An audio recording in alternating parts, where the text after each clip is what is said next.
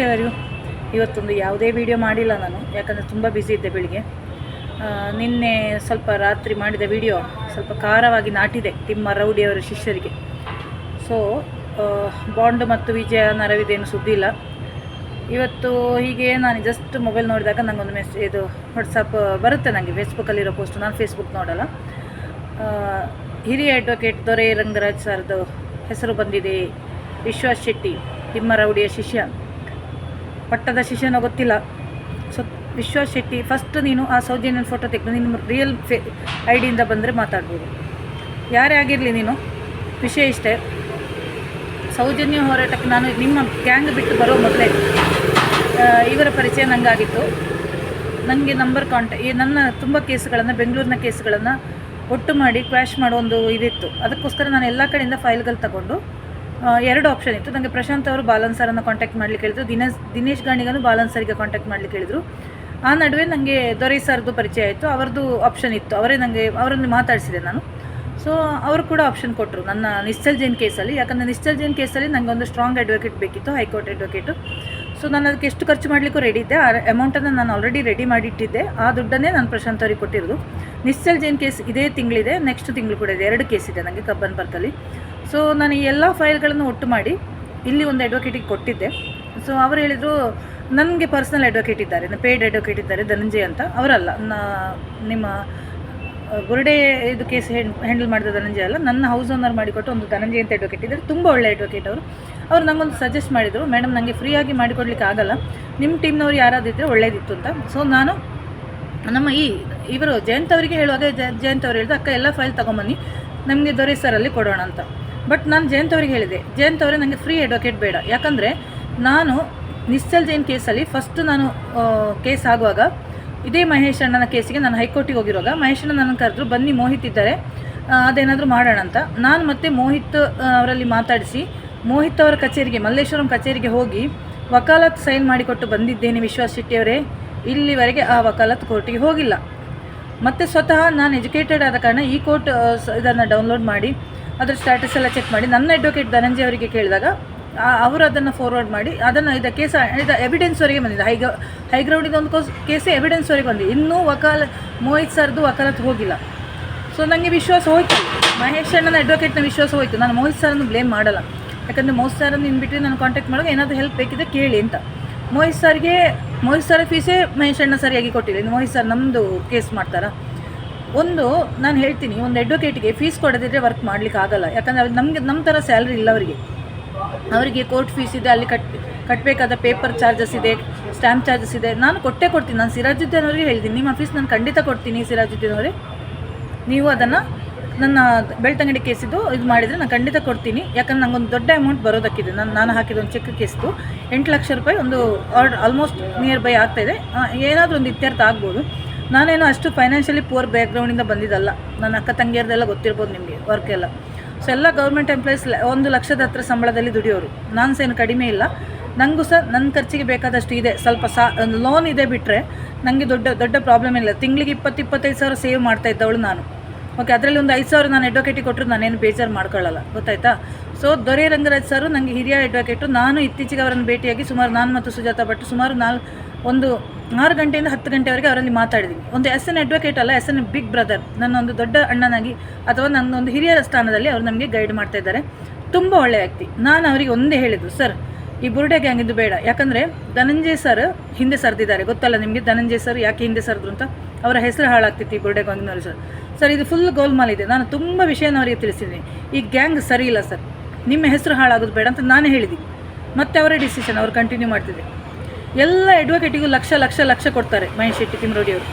ಒಬ್ಬ ಸಾಮಾಜಿಕ ಕಳಕಳಿ ಇರುವ ಅಡ್ವೊಕೇಟಿಗೆ ಕೊಟ್ಟಿಲ್ಲ. ಯಾಕೆ? ಬಿಟ್ಟು ಸರ್ವಿಸ್ ಮಾಡ್ತಾರೆ. ಮತ್ತು ಅವರಿಗೆ ಉಪಕಾರಕ್ಕೆ ಇವರೇ ಬೇಕಾಗ್ತದೆ. ದೊರೆ ಸರ್ ದುಡ್ಡಿಗೋಸ್ಕರ ಕೆಲಸ ಮಾಡುವ ಅಡ್ವೊಕೇಟ್ ಅಲ್ಲ. ಅವರಿಗೆ ಬೇಕಾದಷ್ಟಿದೆ. ಅವರ ಮನೆ, ಅವರ ಆಫೀಸು, ಅವರಲ್ಲಿ ಮಾತು ಕೇಳಿದರೆ ಗೊತ್ತಾಗುತ್ತೆ. ನೀವು ಸರ್ಚ್ ಮಾಡಿ. ಬಾಲನ್ ಸರ್ಗೆ ಕೊಡ್ತೀರಾ ಇಲ್ವೋ ನಂಗೆ ಗೊತ್ತಿಲ್ಲ, ನಂಗೆ ಅದೆಲ್ಲ ಸಂಬಂಧಪಟ್ಟಿದೆ, ನಂಗೆ ಅದರ ಅಗತ್ಯನೂ ಇಲ್ಲ. ಬಟ್ ದೊರೆ ಸರ್ 1 ರೂಪಾಯಿ ಎಕ್ಸ್ಪೆಕ್ಟ್ ಮಾಡಿಲ್ಲ.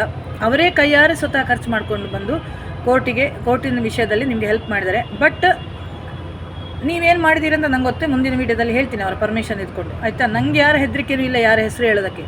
ನಾನು ಬೇಕಾದರೆ ಸುಪ್ರೀಂ ಕೋರ್ಟ್ ಅಡ್ವೊಕೇಟನ್ನು ಕೂಡ ಇಟ್ಕೊಳ್ತೀನಿ, ಅಷ್ಟು ಕೆಪಾಸಿಟಿ ಇದೆ ನನಗೆ, ಗೊತ್ತಾಯ್ತಾ.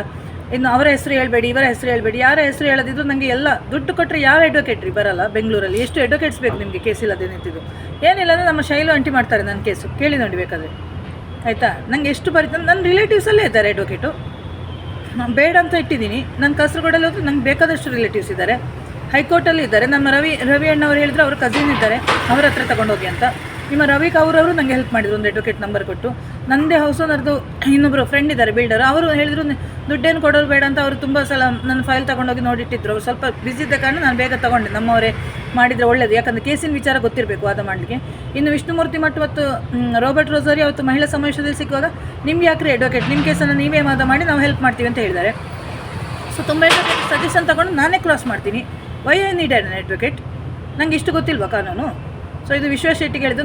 ನಾನು ಎಡಿಟ್ ಮಾಡಲ್ಲ ರೀ, ನಾನೀಗ ಮಾತಾಡ್ತಿರೋದಿಲ್ಲ, ಆ್ಯಸ್ ಇಟ್ ಈಸ್ ಅಪ್ಲೋಡ್ ಮಾಡ್ತೀನಿ. ಯಾಕಂದ್ರೆ ನನಗೆ ಎಡಿಟ್ ಮಾಡಿ ಒಂದು ಹೆಚ್ಚಾಗಿ ಲೈವ್ ಹೋಗ್ತಿದೆ, ಲೈವ್ ಯಾಕೆ ಹೋಗಲ್ಲ ಅಂದರೆ ನೆಟ್ವರ್ಕ್ ಕಟ್ ಆಗುತ್ತೆ. ಸೊ ನಾನು ಯಾವುದನ್ನು ಎಡಿಟ್ ಮಾಡಲ್ಲ, ಜಸ್ಟ್ ವೀಡಿಯೋ ಮಾಡ್ತೀನಿ, ಅಪ್ಲೋಡ್ ಮಾಡ್ತೀನಿ, ದಟ್ಸ್ ಆಲ್. ನಾನು ಎಡಿಟ್ ಮಾಡೋಕ್ಕೆ ಬರಲ್ಲ, ನನಗೆ ಇಂಡೈರೆಕ್ಟ್ಲಿ ಮಾತಾಡೋ ಅಭ್ಯಾಸ ಇಲ್ಲ, ಆಯಿತಾ. ನಿಮ್ಮ ಮೊನ್ನೆ ಇವನು ಅಕ್ಷರ ಮೀಡಿಯಾದವನು ಮಾಡಿದಲ್ಲ, ವಿಷಾಕನ್ಯೆ ಅದು ಇದು ಕುಂಬಳಕಾಯಿ ಕಳ್ಳ ಅಂತ ಹೇಳೋ, no, whatever that. Veerendra Hegde ಅವ್ರ ಹೆಸರು ಹೇಳಬೇಕಿತ್ತು, ನಾನು ವೀರೇಂದ್ರ ಹೆಗ್ಡೆ ಅವ್ರ ಹೆಸರು ಹೇಳ್ತೀನಿ, ಆಯಿತಾ. ಮಹೇಶ್ ಶೆಟ್ಟಿ ತಿಮ್ಮರೌಡಿ ಹೆಸರಿಂದ ನಾನು ಮಹೇಶ್ ಶೆಟ್ಟಿ ತಿಮ್ಮರೌಡಿ ಅಂತಲೇ ಹೇಳ್ತೀನಿ. ಏನು ರೌಡಿ ಅಲ್ಲ, ರೌಡಿ ಮಾಡಿದ್ದೀನಿ ನಾನು. ಅವನ ಶಿಷ್ಯಂದಿರೆಲ್ಲ ಭಾರಿ ಆಟ ಆಡ್ತಿದ್ದಾರೆ. ನೀವು ಬಾಯಿ ಮುಚ್ಕೊಂಡು ಸುಮ್ಮನೆ ಇದ್ದರೆ ಇವತ್ತು ಬೇಡ ಬೇಡ ಅಂದ್ಕೊಂಡೆ ನಾನು ವೀಡಿಯೋ ಮಾಡೋದು, ಯಾಕಂದ್ರೆ ನಾಳೆ ಒಂದು ತುಂಬ ಇಂಪಾರ್ಟೆಂಟ್ ಕೆಲಸ ಇದೆ, ಆಯಿತಾ. ಸೊ ಅದರ ವರ್ಕಲ್ಲಿದ್ದೀನಿ ನಾನು. ಸೊ ಹಾಗೆ ಮಾಡ್ತಾ ಇರಬೇಕಿದ್ರೆ ನಿಂದೊಂದು ಪೋಸ್ಟ್ ನೋಡಿತು, ಇಷ್ಟು ನಿಮಗೆ ಉತ್ತರ ಸಾಕ, ಅಲ್ಲಿ ಇನ್ನೂ ಬೇಕಾ?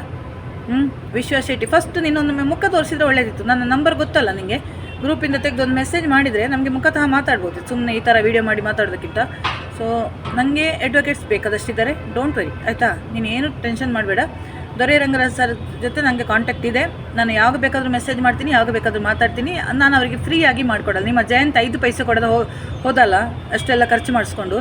ನಿಮ್ಮ ಜಯಂತ್ 5 ಪೈಸೆ ಕೊಟ್ಟಿಲ್ಲ ಅಡ್ವೊಕೇಟಿಗೆ, ಅವರು ಎಕ್ಸ್ಪೆಕ್ಟ್ ಮಾಡೋದಿಲ್ಲ, ಅಂಥ ಅಡ್ವೊಕೇಟ್ ಅಲ್ಲ ಅವರು. ಬಟ್ ನಿನ್ನ ಜಯಂತ್ ಥರ ಮೋಸ ಮಾಡೋಳು ನಾನಲ್ಲ, ಆಯಿತಾ.